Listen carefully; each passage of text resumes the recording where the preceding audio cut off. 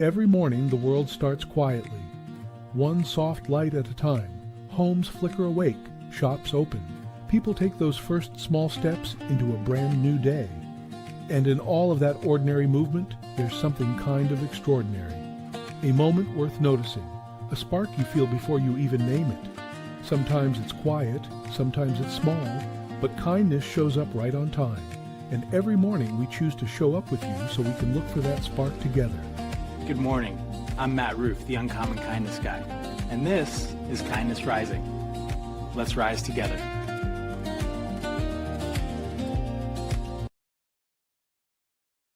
Good morning, good morning, good morning, everyone. Welcome to Kindness Rising. Today we are talking about connection. Good morning, Jess. Welcome in. I'm glad you're here. Are you ready for a Who in the World today? You got your sports hat on? We're going to do a sports clue today, but we are talking about connection first. Not the easy kind, not the connection that happens when everyone agrees, but the real kind. The kind that survives disagreement and survives mistakes and survives distance. Because whether it's a family, a friendship, a workplace, a community, or an entire nation, every group eventually faces this same question. What holds us together when forces are pulling us apart? Let's rise. Good morning, good morning. Welcome in, Kathy. How you doing, Bud D? I see you're posting videos like crazy out there. I am so happy for you. I'm enjoying your stories, your different perspectives. Keep going out there in the world. If you haven't done it, do it. Hit the go live button. Give it a try. Show people who you are. You can do it with us here on Mornings in the Lab. Do it yourself for a try. We can certainly show you the way. Absolutely, absolutely. This is Mornings in the Lab Network, where we get up every single morning. Get up, get after it. Don't hit the snooze button. Just have more high fives for humanity and get it going. Good morning, Keith. I'm glad you're here with me. Thanks for your daily doses of inspiration on Mornings in the Lab with Keith Johns and friends, 8 a.m. Eastern every morning. This is where the stuff happens. And today over there, it's Brianna Bass Day. Our resident sexologist will be joining us on Mornings in the Lab Network, and I'm sure the conversation will be enthralling. Hello, Baguki. I can't say your name, but you are here, and I am glad. Bagus Gal 3455. I love trying to pronounce these names. Good morning. Come on in. Subscribe to the channel if you haven't subscribed to it. That's what you got to do, because I'm here every weekday morning live, 7:30 a.m. U.S. Eastern Time here in New York, and I hope you will just join me every day. If you can't join me at 7:30, that's okay. It's the best, but it's okay. Subscribe to Kindness Rising and wake up with a little bit more high fives for humanity. All right, let's get into the bulk of our show today. We're going to be talking about a house divided, Abraham Lincoln. We're going to be doing our Who in the World. We're going to be talking about, wait, that happened today. And of course, as I have been lately, I'll be leaning into a lesson from my boys, the Grateful Dead. An interesting one today, a pretty obscure one. I reached deep into the catalog for today, so I'm excited to bring it to you. So let's get going. Most of us spend our lives looking for our people, a team, a family, a community, a tribe. And once we find them, we assume the work is done. But connection isn't something you find. It's something you have to maintain. The strongest relationships, they're not the ones without tension. They're the ones that survive the tension. The strongest communities aren't the ones where everyone thinks alike. They're the ones where people remember they're connected, even when they disagree. And of course, lately, it just feels like we're surrounded by messages getting us to pick a side. What are you, left, right, blue, red, Yankees, Red Sox? Who are you? Knicks, Spurs, whatever. Choose a team, draw a line, decide who's in and who's out. And sometimes those divisions are real. Sometimes they're important, and sometimes they make difficult conversations happen that need to happen. But there's a difference. There's a difference between disagreement and disconnection. Disagreement says, I see things differently. Think about it this way. Disconnection says, you no longer matter. I'm not listening anymore. One leaves room for growth and the other only leaves room for distance. History teaches us that every generation faces moments when people begin to pull apart. Families experience it, organizations experience it, communities experience it, and of course, nations experience it. The challenge isn't to avoid those moments, though. The challenge is to decide what happens next. Do we build walls or bridges? Do we look for reasons to be separate, or do we look for reasons to stay connected? Remember, connection is never built on a perfect agreement. It's built on commitment, curiosity, and willingness to stay at the table. Keep remembering that there's a human being on the other side of this conversation. And maybe the strongest communities, teams, and relationships aren't the ones that never get stretched. They're the ones that get stretched but refuse to break. Because every meaningful connection in our lives is part of a larger chain. And every act of kindness helps keep that chain unbroken. All right. Stick around. Thanks for sticking and listening to me. We're going to be talking more and more about this idea of a house divided, of the unbroken chains that we build. That's what we're here to do today. But we're also here to have a little fun along the way. So we're going to drop right in with our first clue. We're leading into the sports world. I don't know if I've done a sports person. Yeah, I do a lot of musicians, a lot of historical figures. Here's a person who throughout my life, just making a connection, throughout my life, has been an inspiration at times and a disappointment at times for me. And we'll talk about it once we guess who it is. Our first clue of the day in our Who in the World. This person attended Arizona State University, where he won 3 NCAA national championships in an individual sport. There it is, 3 national championships at Arizona State University, a Sun Devil who dominated in his sport. Can you guess it? Take guesses in the chat if you want, or just keep thinking, because another clue is coming right up. Hey, good morning, Sully. What's up, buddy? Good morning, good morning, good morning, Dren Van. If you're out there, I know you are out there. Not if you're out there. You are out there. I see you. Subscribe to the channels. Follow Mornings in the Lab with Keith, John, and friends. Follow Brianna Bass. These are the people who are bringing it every day. Cheryl Raphael Whitaker is coming in tomorrow, and Adam House, and Paul Riedner, and Sarah Barnes Humphrey. She's doing it too. These are the people building every day consistently on Mornings in the Lab Network, just like I do here on Kindness Rising. Let's get to our wait. That happened today. Yep, Lincoln's House Divided speech, 1858, June 16th. A relatively unknown Illinois lawyer named Abraham Lincoln, we know who he is. He accepted the Republican nomination for the U.S. Senate and delivered what would become one of the most famous speeches in American history, maybe in the world. Simple, powerful, and controversial words. A house divided against itself cannot stand. Lincoln was speaking about the growth divide over slavery in the U.S. Tensions between the North and the South were just escalating, and many politicians just preferred to bury their head in the sand, avoid the issue, or find a temporary compromise. But Lincoln believed the nation had reached a point where pretending the problem didn't exist was no longer an option. He wasn't predicting the country would collapse tomorrow. He wasn't calling for war. He wasn't warning that a nation would remain permanently divided. He was warning that the nation would remain permanently divided on its most fundamental values.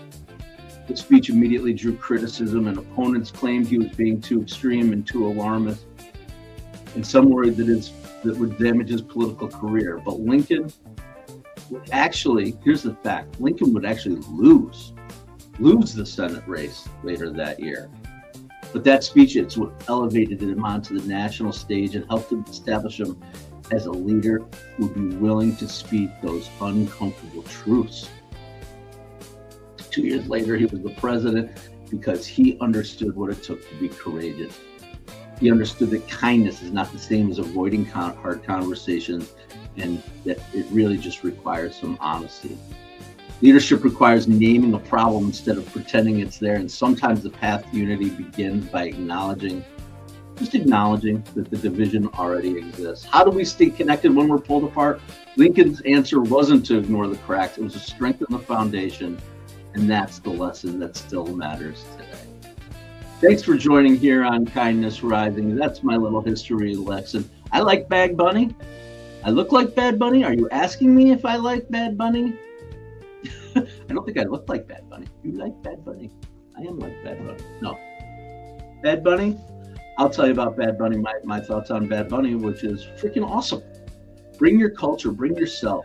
Yeah, I know some people were feeling that, the going back to the Super Bowl now 6 months ago, but it was definitely a performance. I enjoy his acting too.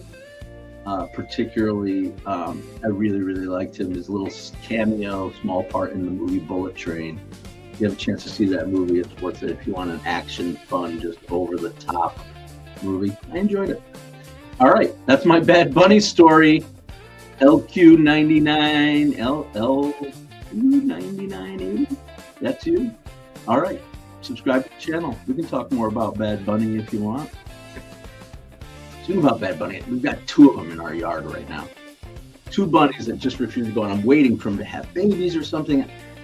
People might not know this. Last summer I talked about a devastating thing that happened to me. I don't know why I'm talking about this right now. I guess because of Bad Bunny.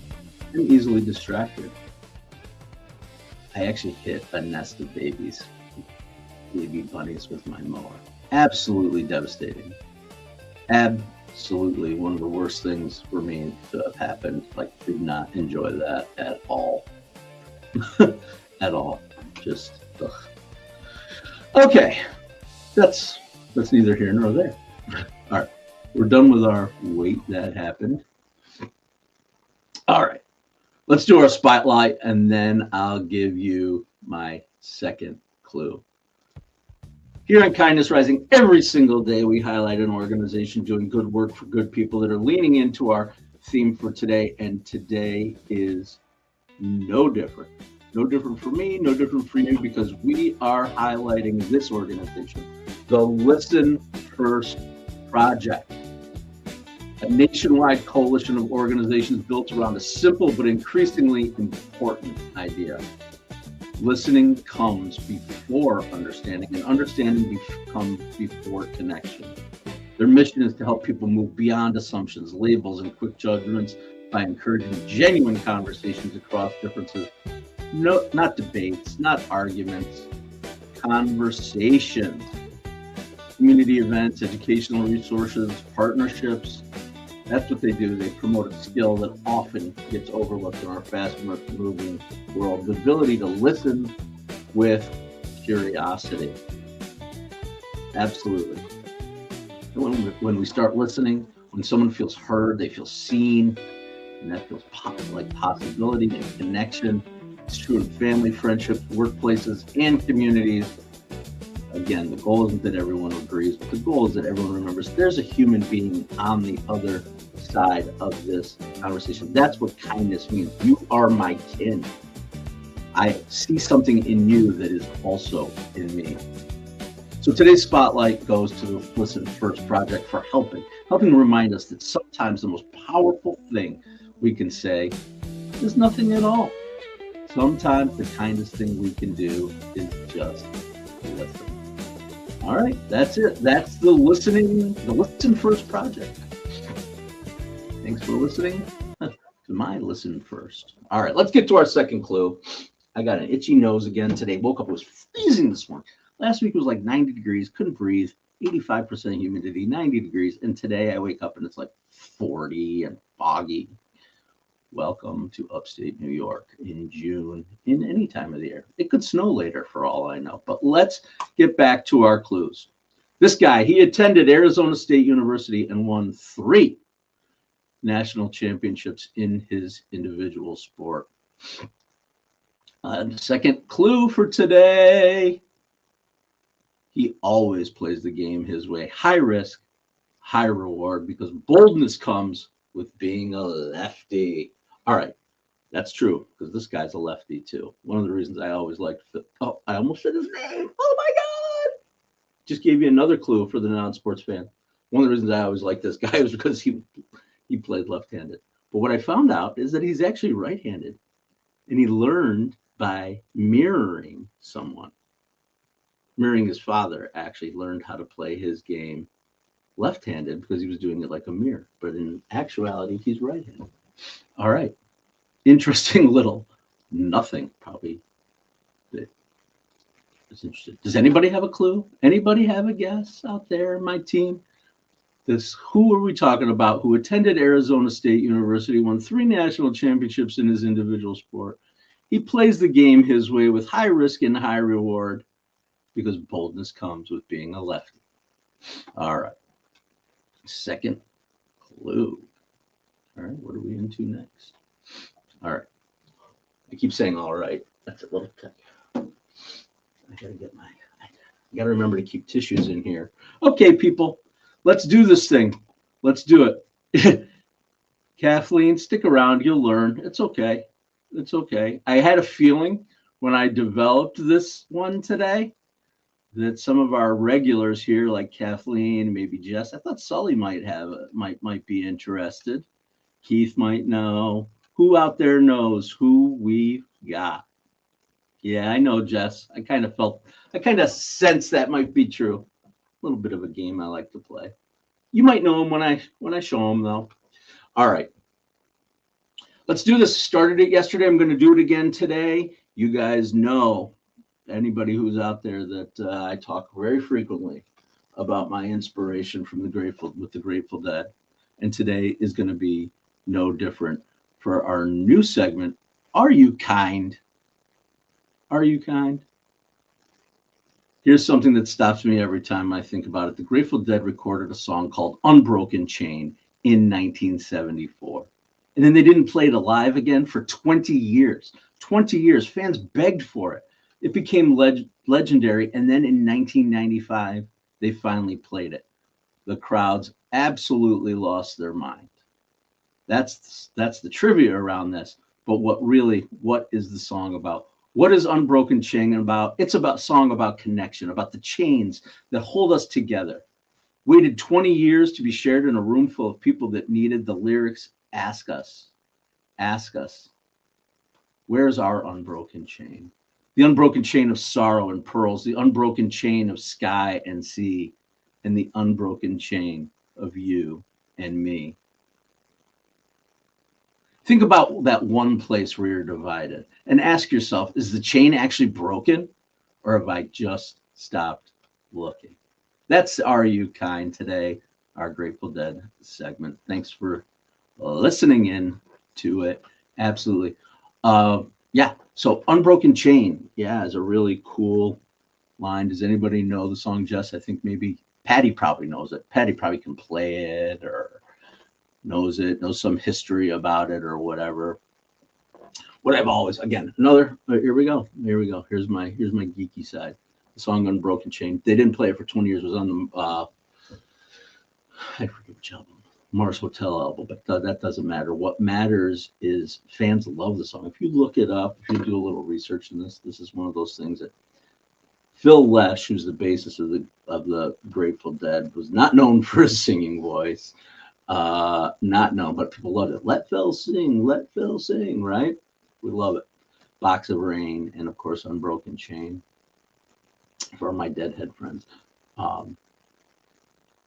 But it is it's one of those things. The song, if you listen to it on the album, people who are true connoisseurs of the Grateful Dead, it might be one of their most complicated and best written musically songs. Phil Lesh was actually a classically trained musician, definitely the theorist in the band. And he brought that. And if you listen to Unbroken Chain, you can probably hear it if you pay good, close attention. Yes, that's all I want to know, Jess. Are you kind? That's what we are leaning into right now. Go to the go to the channel, Kindness Rising channel.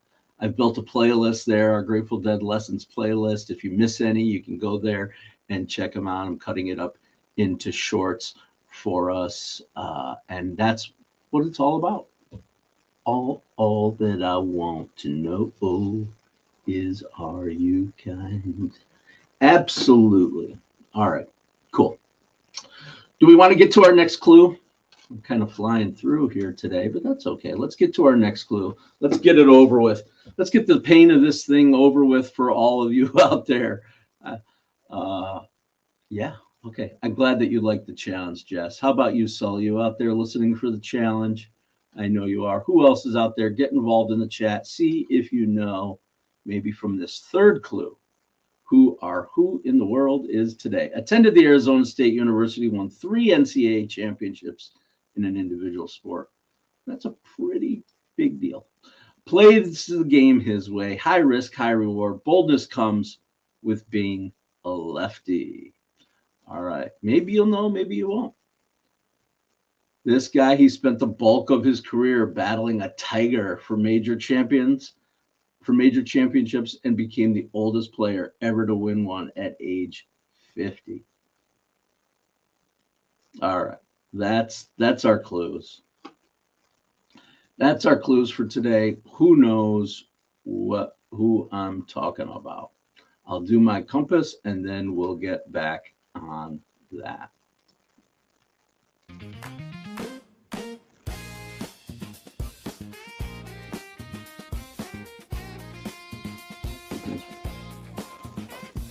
All right, the compass, the kindness compass, because we always move from thoughts to action here on Kindness Rising. These are 5 things, 5 ways that you can strengthen your unbroken chain today.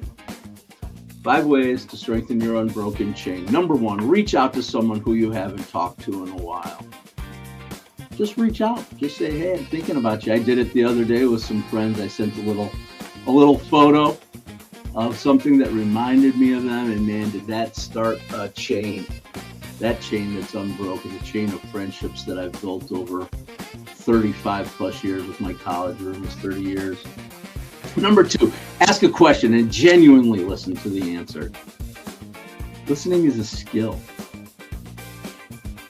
People know when you're actually present and listening. You don't even have to say a word.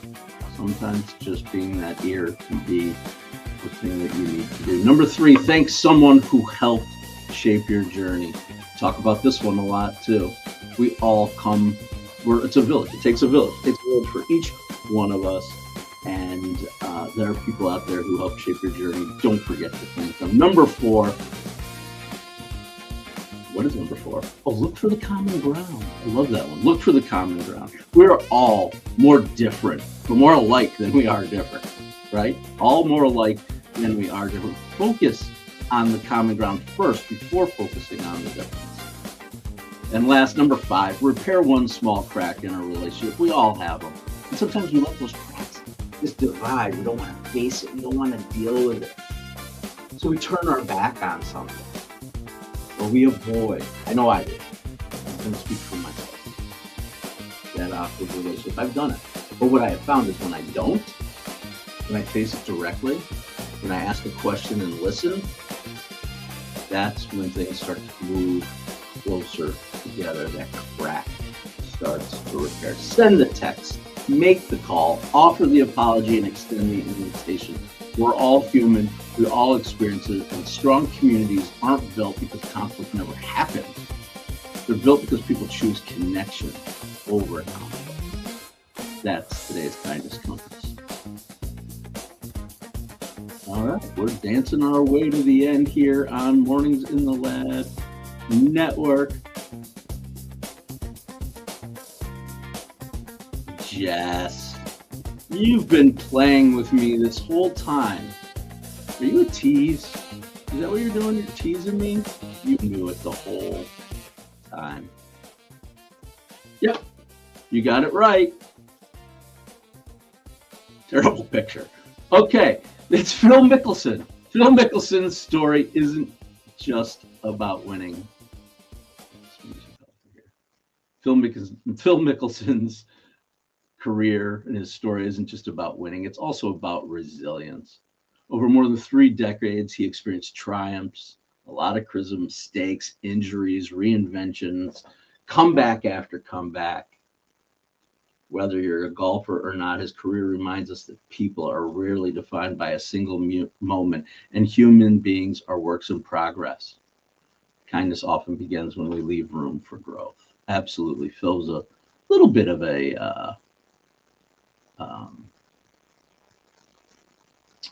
controversial figure. He's done some unfortunate things. I don't, you guys might not know this, but I love golf. I've played golf my whole life. It was just something that my father and I did together, bringing our family together. I learned from him. And it's just something that I used to play a lot. What I love about golf, I used to play a lot. I used to play a lot alone. Very meditative. For me, it was, at least. To just walk. I walked the course, walk alone, and hit a ball and walk to it, and just you get lost in your thoughts as you're walking. To me, that's what I got out of the game.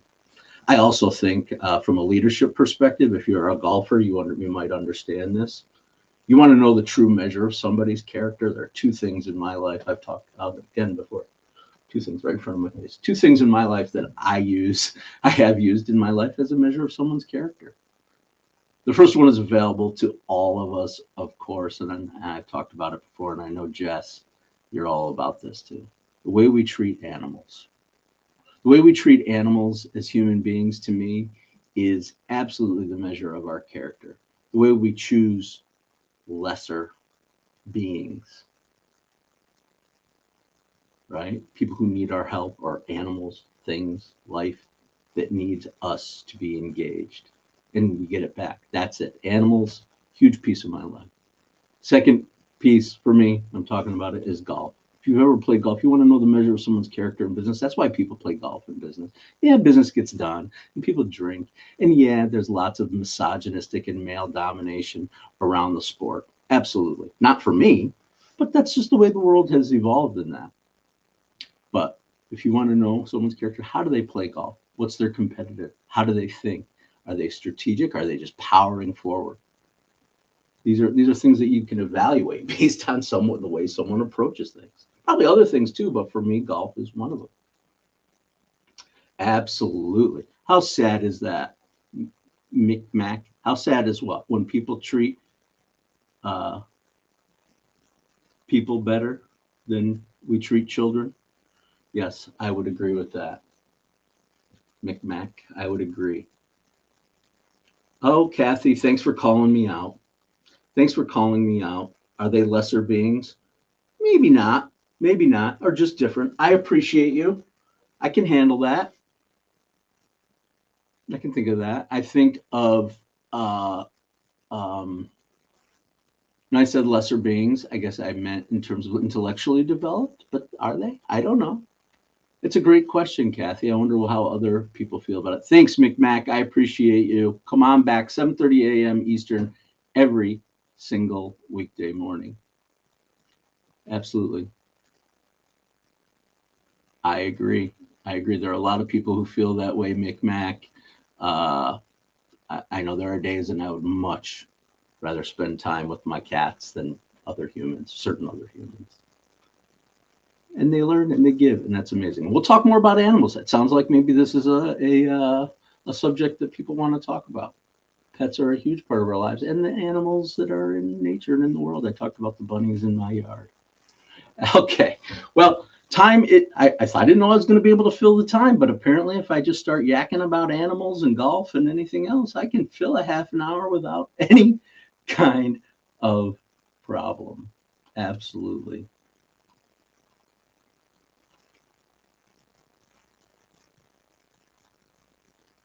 All right. So let's do it. That's it. I'm sorry, I got a little confused. I missed something, but that's okay. I'll do it tomorrow. That's the beauty, is I come here every day, 7:30 a.m. Eastern. So if I miss something, I'll just get back to it tomorrow. We could do a guess the animal. Okay, you want to do that? Fine, Jess. You want to take over the show? You want this show to be yours? Fine, we'll do it your way. Cool. I love it. I'll do it. Yeah. Yeah. Have a great day, everybody. I appreciate you all. We're going to get on over to Mornings in the Lab with Keith, John, and friends, but let me wind up this way today. Abraham Lincoln reminded us that a house divided cannot stand. The Listen First Project, they reminded us that connection begins with listening. And Phil Mickelson, he reminds us that people can grow beyond their mistakes and setbacks. The Grateful Dead reminded us that we were part of an unbroken chain. Are we seeing a theme?